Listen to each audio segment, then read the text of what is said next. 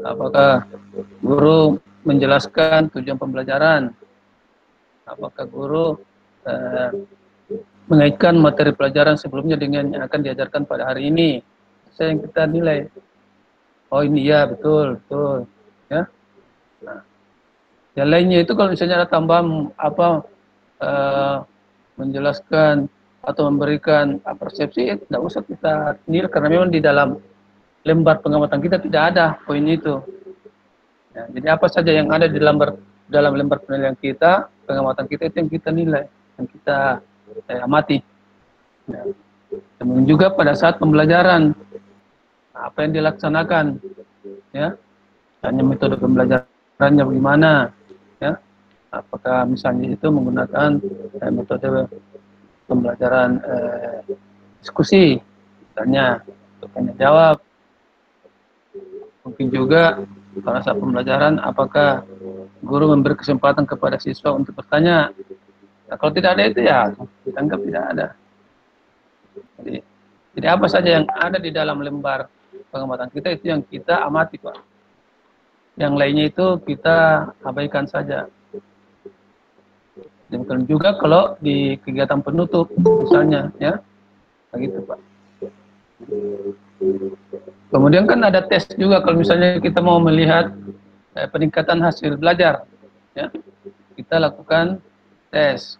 Ya, tesnya itu ya karena kita mau tahu peningkatan hasil belajar, ya mungkin disertai tes awal dulu sebelum kita memberikan materi, ya, khusus untuk penelitian ketika ini kita memberikan dulu tes, pretest namanya, ya, itu untuk mengetahui kemampuan awal daripada peserta didik, ya.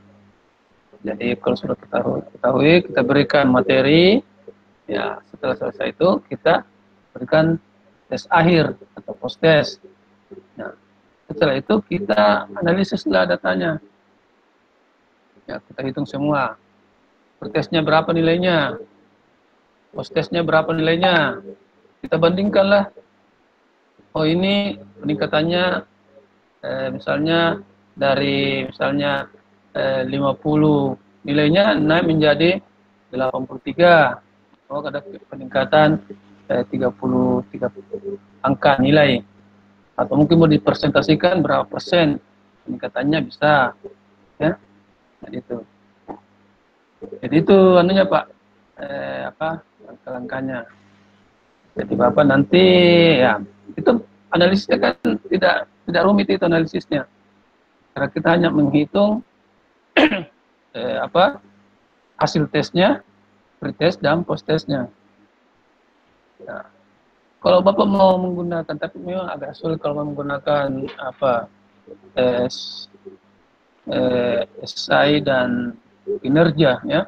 Karena ini PPL kita itu hanya beberapa minggu. Jadi waktu yang singkat.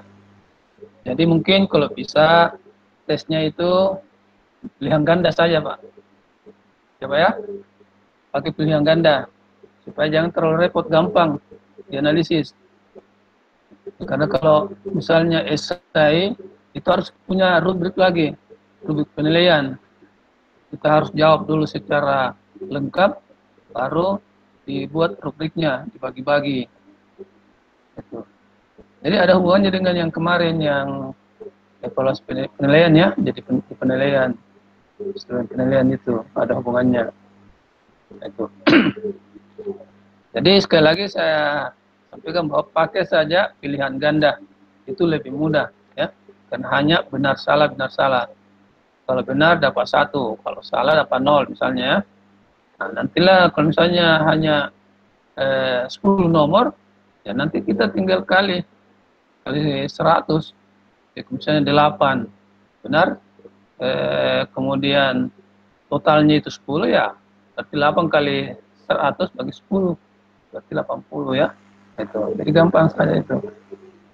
Jadi tidak usah pakai itu esai, tidak usah pakai penilaian kinerja, protokol dan sebagainya, itu lebih susah itu. Nah, sekali itu Pak, ya, yang bisa saya tambahkan. Atau ada lagi Pak Sunario, Pak Syatno? Assalamualaikum, Pak. Waalaikumsalam, Bapak Widi. Iya, Pak. Ya, Mau bertanya, ya, untuk pertemuan kita beberapa hari ini, karena harus ada produk, Pak, ya. ya. Kemudian di sini ada LK33A dan LK33B. Kalau saya 33A. Yang ya, apa tuh? Review itu, Pak? Yang anu, teaching. LK33 itu Produk PTK ya? ini tulisnya format identifikasi masalah untuk PTK, Bapak. Ini untuk 33A. Ya. Kemudian yang 33B itu format proposal penelitian tindakan kelas, Ya. format proposalnya. Nah, pertanyaan saya, Ya. LK33A dan B ini diisi semua, kemudian ditambah proposal jadi, sehingga ataukah hanya sampai mengisi LK33A dan B saja? Terima kasih. LK33 itu kan identifikasi, Pak ya? Ya, Bapak. Jadi kita mengidentifikasi apa yang kita merumuskan. Jadi dilihat saja dari judulnya, mungkin Bapak sudah bisa mengidentifikasi permasalahannya. Itu. Misalnya saja tadi penerapan untuk indikasi belajar, berarti kita sudah bisa tentukan satu, hasil belajar mungkin masih rendah, apa ya? Itu. Itu saja, termasuk juga misalnya motivasi belajar siswa turun. Jadi bisa saja kita sudah bisa berangan di situ apa yang kita harus identifikasi, ya. Kemudian apalagi yang kedua, Pak? LK33B. Maksud saya ini Bapak mohon izin untuk ini. Ini juga dikumpulkan LK-nya pengisiannya atau kita langsung masuk ke proposal, maksud saya seperti itu. Oh iya. Dikumpul dulu, Pak, karena di situ kan ada tagihannya itu, Pak. Ada tagihan kan, jadi tetap kita kumpul. Setelah kita kumpul, kita lanjut ya pembuatan proposal gitu. Nah, dari situ tadi LK33 itu kan bisa kita masukkan ke dalam proposal kita, ya. Apa yang kita sudah identifikasi, kemudian dari identifikasi itu bisa kita rumuskan. Jadi dalam mengidentifikasi itu, Pak, sebenarnya bisa banyak yang kita identifikasi, ya. Misalnya di sekolah kita kan, di kelas kita sudah lihat, oh ini emas kurang, ini kurang. Ya anggaplah misalnya ada 8 yang kita sudah identifikasi. Tapi tidak semuanya kita identifikasi itu, Pak. Tidak semua kita ambil, ya. Nah, tidak semua kita ambil itu, Pak.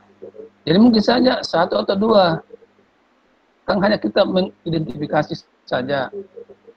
Karena kalau kita mau ngambil semua, itu kapan selesainya? Nah, gitu, Pak. Memerlukan waktu yang lama. Nah, sedangkan penelitian yang umum saja, itu tidak pernah kita mengambil semua. Paling mungkin 2-3 poin saja yang kita teliti. Nah, itu karena mungkin ketergantungan waktu, ya. Nah, seperti kita ini ya jelas juga masalah waktu. Tergantungan dana penelitian umum, ya. Ada dosen, ada ada guru yang mau meneliti ketika karena mungkin tidak ada dana dari sekolah misalnya, atau tidak ada bantuan, ya karena dia mau naik pangkat, ya. Dan sebenarnya ini juga untuk kenaikan pangkat nanti. Nah, maka dia lakukanlah penelitian sendiri, mandiri namanya. Itu. Nah, di mana diharapkan supaya dia bisa menghasilkan suatu cara ilmiah. Itu. Jadi kita identifikasi saja, Pak, masalahnya, ya. Tidak apa-apa banyak, tidak apa-apa. Tapi yang kita ambil itu ya hanya 1 atau 2. Itu. Begitu, Pak Widya. Iya, Bapak, terima kasih. Jadi semua bapak-bapak juga bisa mengidentifikasi. Tapi yang mau diteliti ya mungkin hanya satu, hanya dua. Itu pun dua barangkali terlalu sudah agak banyak lah menurut saya, karena ini waktu yang mepet. Itu. Nah, nanti dirumuskanlah masalahnya di situ. Di antara 8 semua hanya ambil 2. Nah, ini yang 2 ini yang kita rumuskan. Ya.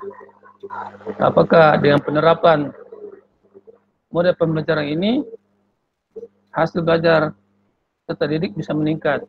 Nah, itu kan itu salah satu rumusan. Jadi tetap kita identifikasi tidak apa-apa. Mungkin saja kita identifikasi sekian itu untuk penelitian berikutnya. Nah, itu ya.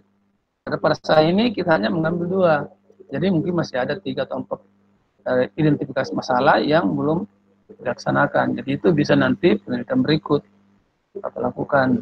Itu tidak apa-apa Pak. Jadi dimasukkan saja berapa yang Bapak dimasukkan yang Bapak lihat di misalnya di suatu kelas ya. Ya itu bisa kita masukkan. Ya. Gitu Pak. Nah, jadi dari identifikasi itu masuklah ke proposal itu. Ya, khususnya rumusan masalah, ya kita bisa merumuskan. Jadi berdasarkan identifikasi masalah, kita bisa merumuskan masalah. Nah, karena memang sebenarnya itu, jadi kita latar belakang dulu apa yang kita lihat selama ini. Setelah kita jelaskan paparkan, kita mengidentifikasi masalah berdasarkan latar belakang. Nah, setelah itu sebenarnya baru dibatasi. Ada namanya batasan masalah. Tapi biasanya sudah include di dalam latar belakang, ya biasanya sudah include di situ dari satu bagian dari latar belakang. Jadi seperti tadi identifikasinya itu ada berapa, kita batasi mau meneliti ya hanya 2. Ya, nah, kemudian itulah yang kita rumuskan, begitu Pak. Jadi saya kira begitu anunya teknisnya itu.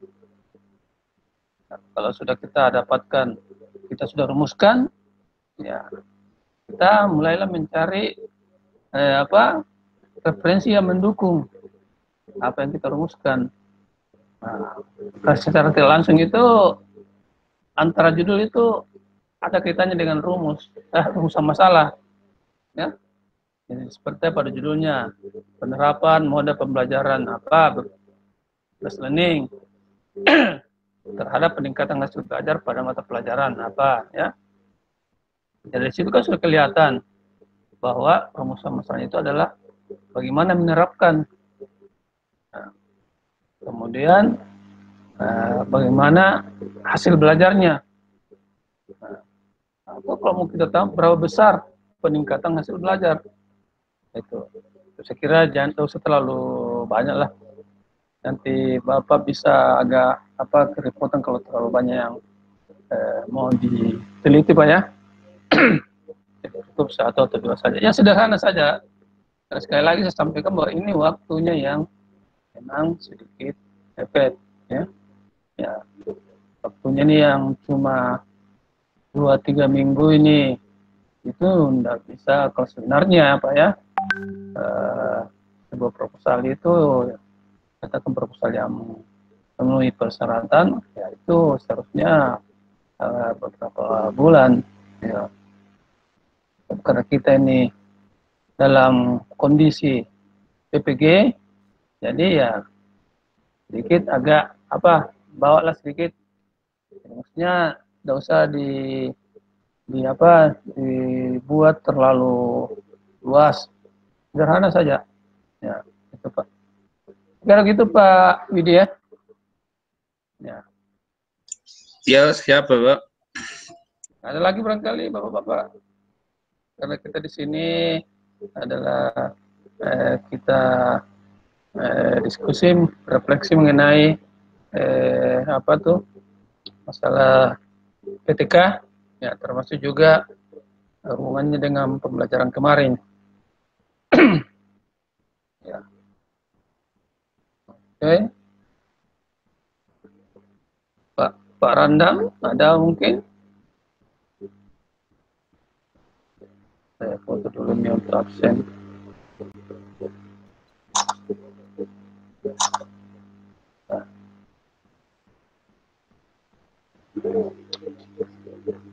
Oke Pak. Memang sebentar itu ada permintaan produk, ya Pak ya. Ya. Jadi apa saja yang kita hasilkan, tidak usahlah terlalu memaksa bahwa harus lengkap betul, ya. Nah, karena itu kita melihat, oh ini sudah ada bayangan mengenai masalah proposalnya, misalnya sudah ada masalahnya, ya. Karena sebenarnya kalau sudah masalah itu sudah bisa jalan sebenarnya, tinggal menambah yang lain seperti kajian pustakanya kan tinggal, karena ini yang penting ini rumusan masalahnya ini yang mau dijawab, ya. Bagaimana caranya kita menjawab rumusan masalah yang sudah kita tetapkan, ya. Jadi di bab 2 itu kita menjawabnya secara teoretik, ya, berdasarkan teori-teori yang ada, berdasarkan buku-buku atau referensi yang ada. Nah, kemudian bab 3 itu bagaimana caranya kita menyelesaikan, menjawab rumusan masalah itu secara empirik. Nah, ini proposal belum hasilnya, baru caranya kita nanti menyelesaikan rumusan masalah tersebut secara empirik. Nah, jadi makanya itu ada subjek penelitian, ya, ada tekniknya, ada instrumennya, ada teknik analisisnya, kapan dilaksanakan, ya, waktunya berapa lama. Nah, itu baru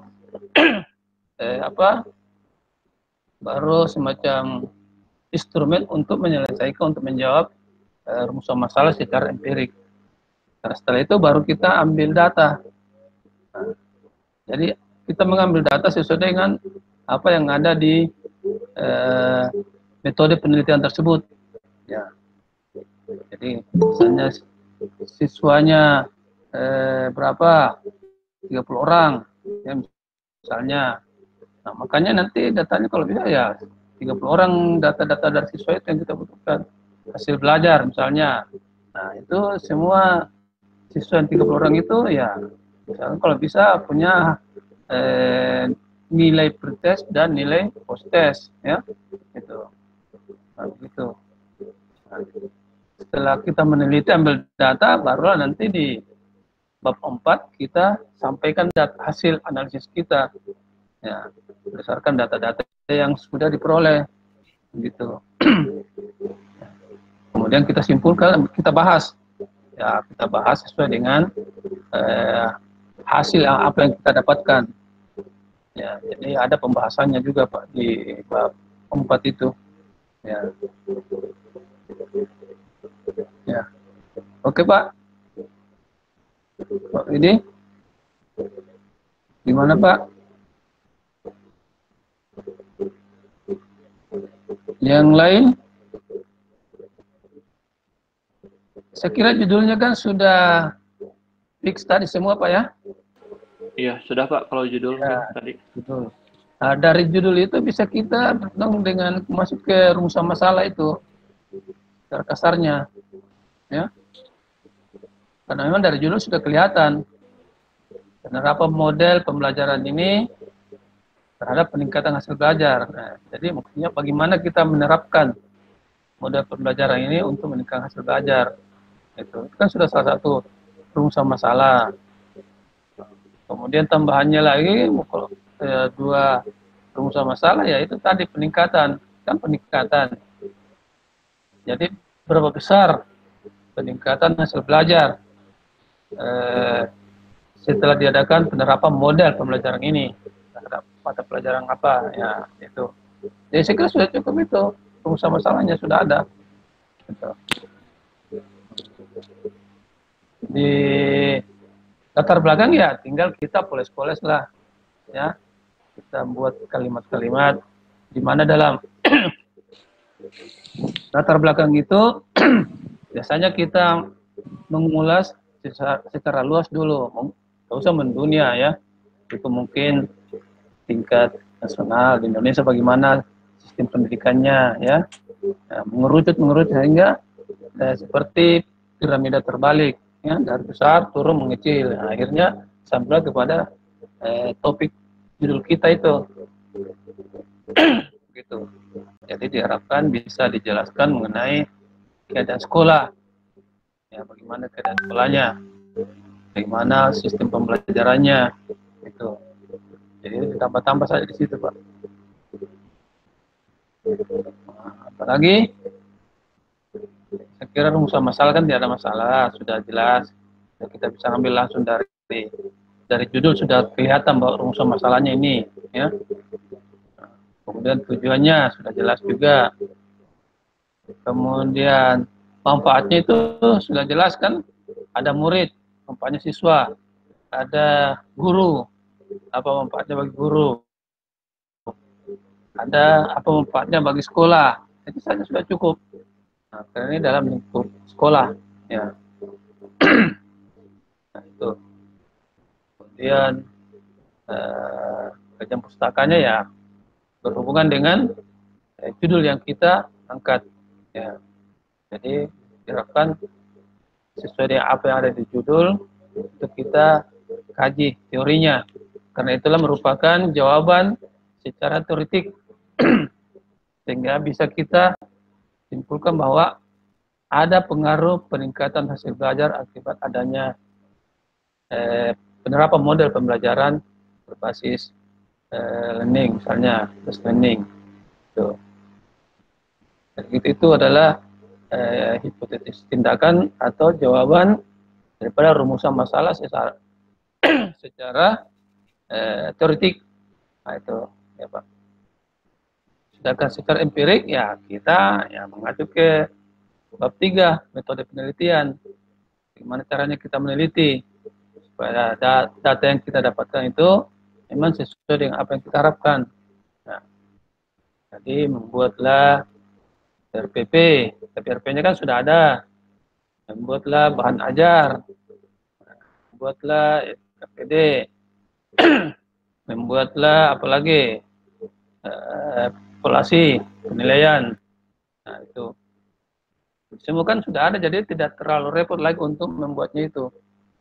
Karena itu yang digunakan nanti untuk mengajar dalam pembelajaran. Nah, pembelajaran itu ya diamatilah oleh mungkin teman sejawat, ya, teman sejawat untuk mengamati jalannya pembelajaran itu. Nah, dia menilai, mengamati sesuai dengan apa yang ada di dalam lembar pengamatan itu. Ya. Jadi kita tidak bisa seenaknya menilai pembelajaran tanpa alat, tanpa lembar pengamatan. Ya. Jadi kita mengacu ke lembar pengamatan untuk menilainya itu. Oh, pada saat pembukaan dia menjelaskan tujuan pembelajaran, ya ada, ya. Nah itu kita jadi apa saja yang ada, yaitu yang kita amati sesuai dengan lembar pengamatan. Yang tidak ada di lembar pengamatan tidak usah kita ini, biarkan saja dia diabaikan saja Pak. Gitu. Apalagi tesnya juga. Nah, jadi tesnya ya ada pre-test, ada post-test. Jadi pada saat kita belum mengajar, kita belum memberikan materi, itu didarkan dulu lembar penilaian atau lembar tesnya untuk diisi oleh siswa peserta didik. Gitu. Jadi juga kalau soalnya jauh terlalu banyak, ya, paling banyak 12 poin itu sudah cukup. Ya.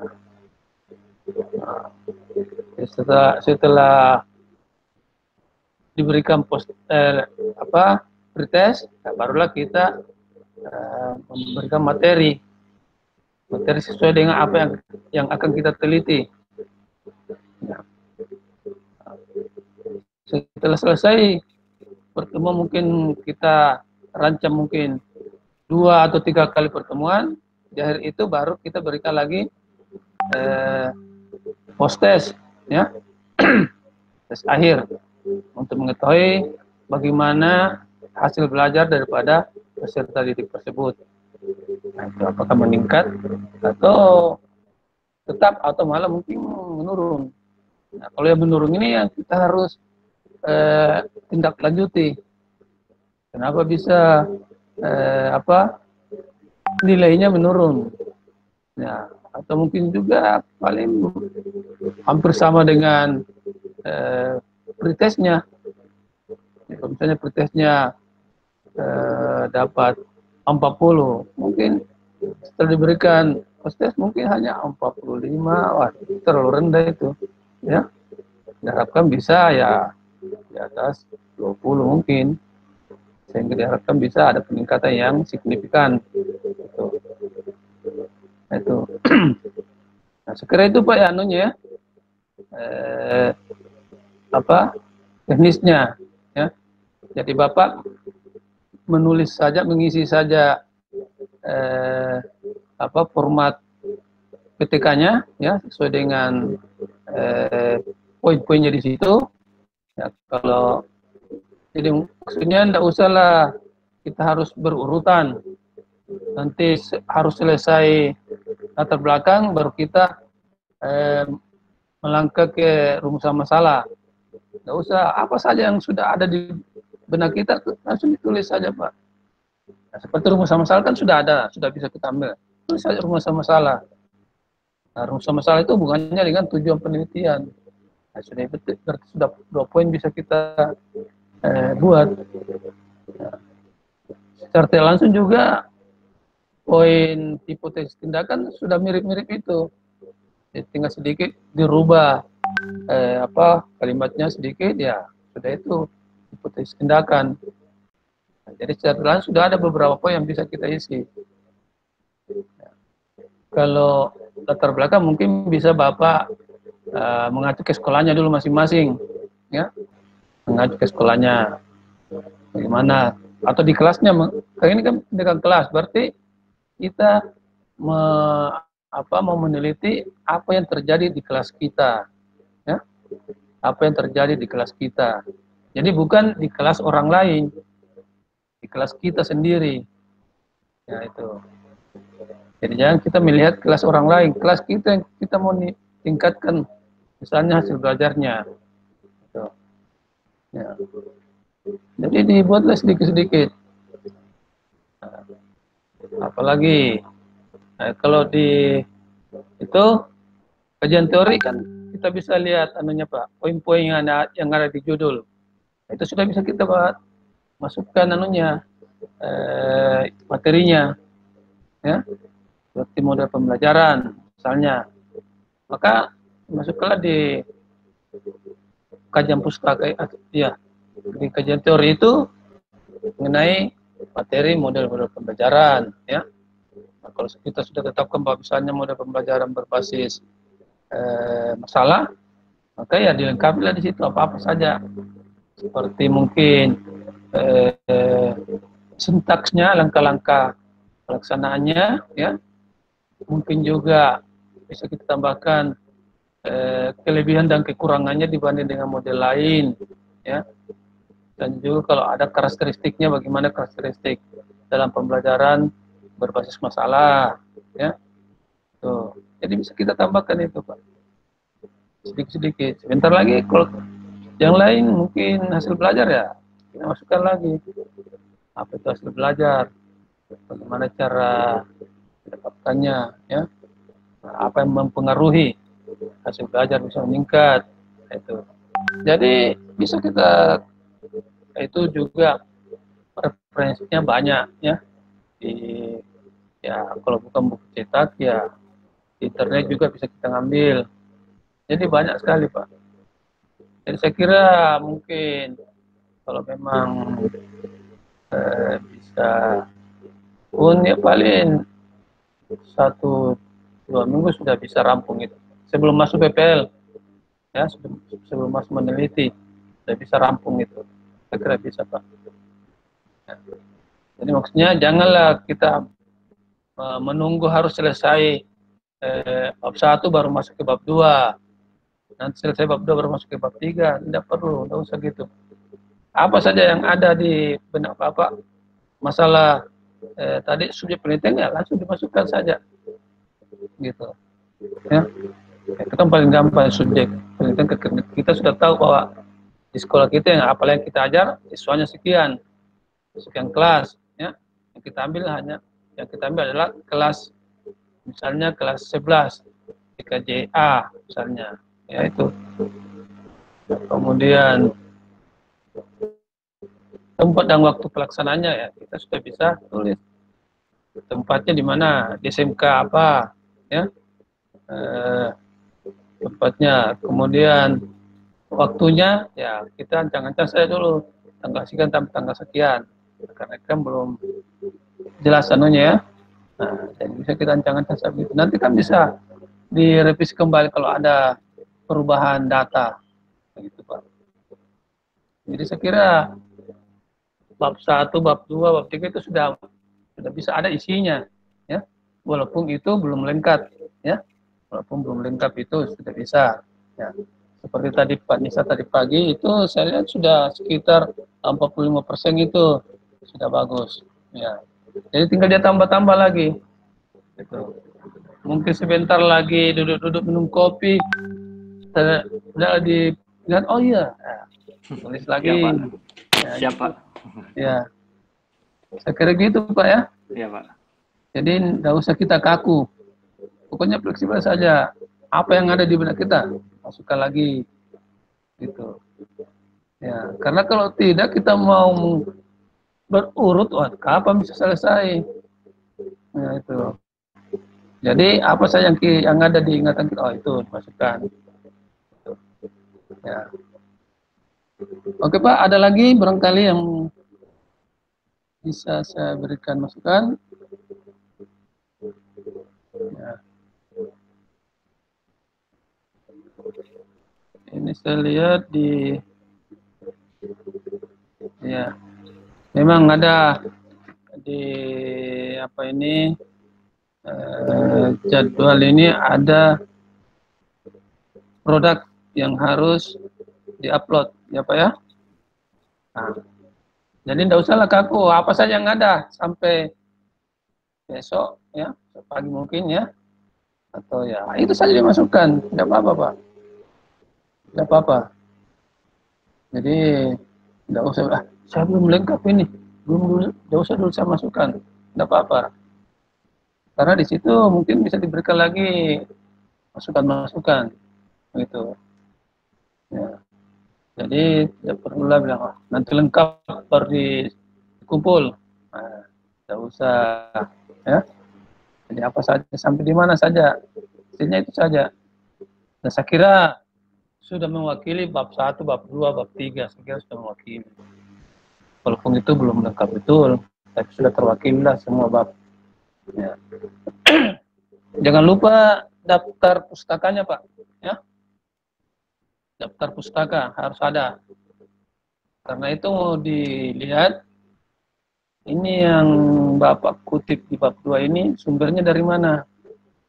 Tuh. Ya. Jadi apa yang kita kutip di bab 2 itu khususnya ya, karena paling umum di bab 2 banyak kutipan, karena ini secara teoritis. Nah, kita harus sampaikan di daftar pustaka. Ya. Misalnya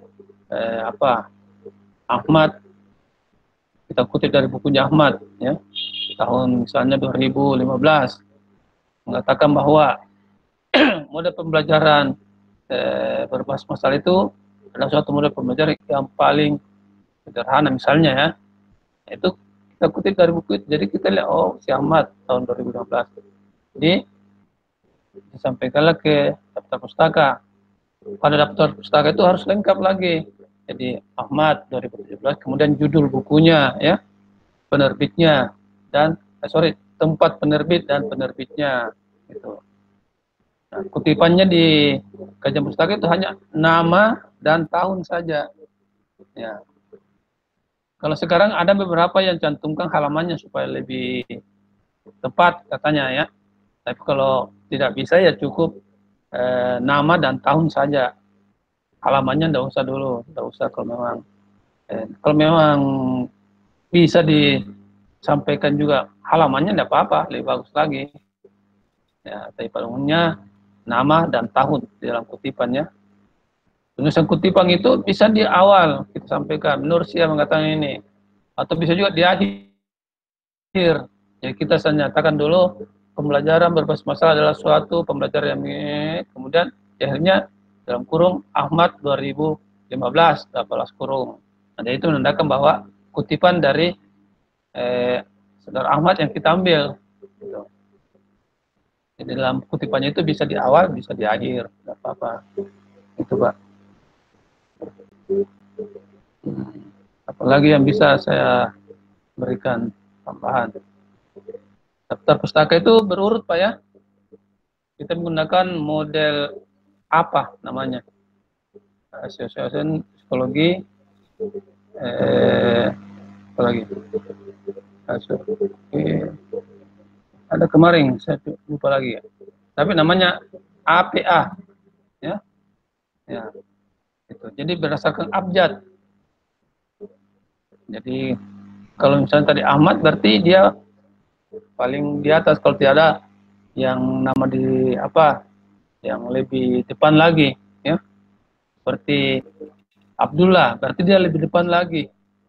Nah, kalau seperti Pak siapa tadi, Pak Ang, nah, ini paling depan karena A dengan A itu, ya. Nah, pasti di depan Pak Ang daripada Pak Abdullah. Iya, terdepan Pak Ang Ya. selalu terdepan. Ya, terdepan Pak Ang. Kalau Pak Abdullah masih di belakangnya, ya, karena A B. Kalau Pak Ang A berarti depan begitu. Jadi kita harus urut begitu Pak, sampai set, ya, gitu. Itu penulisan daftar pustaka, ya Pak ya. Ya, gitu Pak. Nah, ada lagi barangkali Pak yang bisa saya berikan masukan. Ya.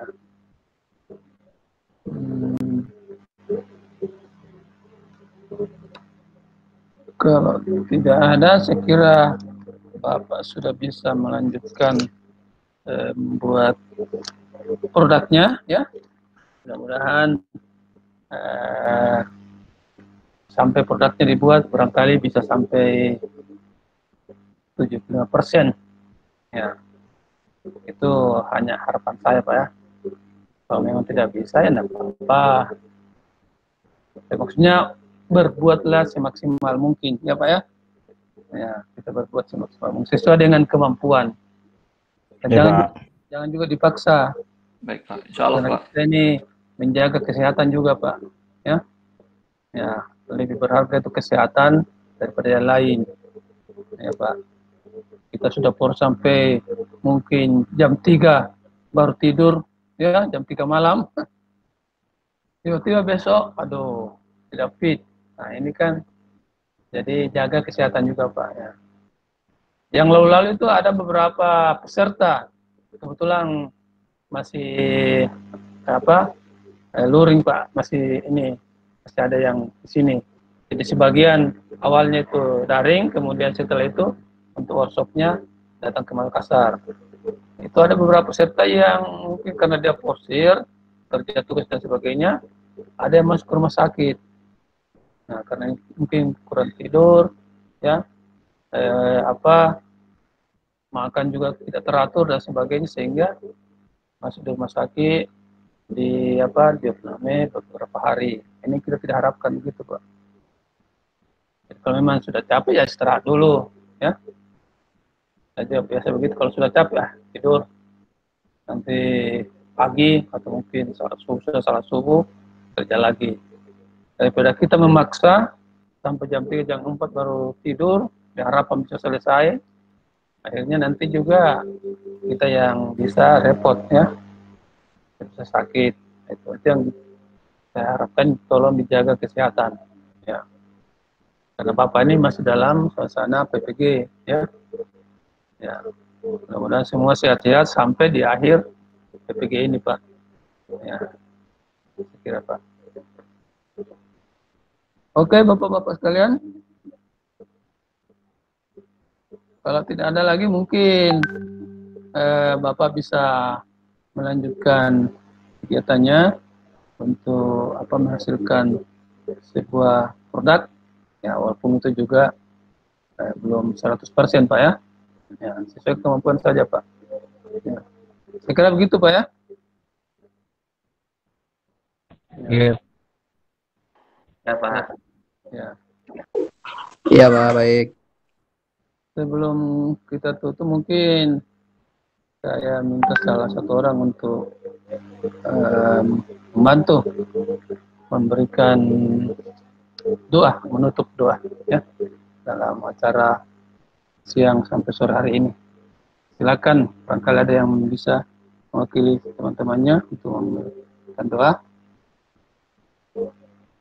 Siapa? Baik, Pak, saya, Pak. Ya, Pak Ade, silakan. Mari kawan-kawan, untuk mengakhiri kegiatan pada hari ini kita berdoa menurut agama dan kepercayaan masing-masing. Berdoa dimulai.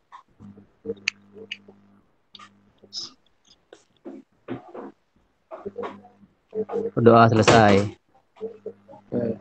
Terima kasih Pak Ade atas doanya. Ya, Mudah-mudahan semua ini masih dalam lindungan Allah Subhanahu wa taala, sehingga apa yang kita laksanakan, apa yang kita kerjakan bisa berhasil dengan baik, terlaksana sesuai dengan apa yang kita harapkan, apa ya? Nah, dengan mengucapkan alhamdulillah, amin. Alhamdulillahirrahmanirrahim. Alhamdulillahirrahmanirrahim. Kita tutup acara ini dengan ucapan Assalamualaikum warahmatullahi wabarakatuh. Waalaikumsalam warahmatullahi wabarakatuh. Terima kasih, Pak. Terima kasih, Pak. Semoga sehat selalu, Pak. Ya, terima kasih. Silakan bekerja, Pak. Mudah-mudahan bisa berhasil seperti apa yang kita harapkan. Amin, amin. Amin ya Allah. Amin.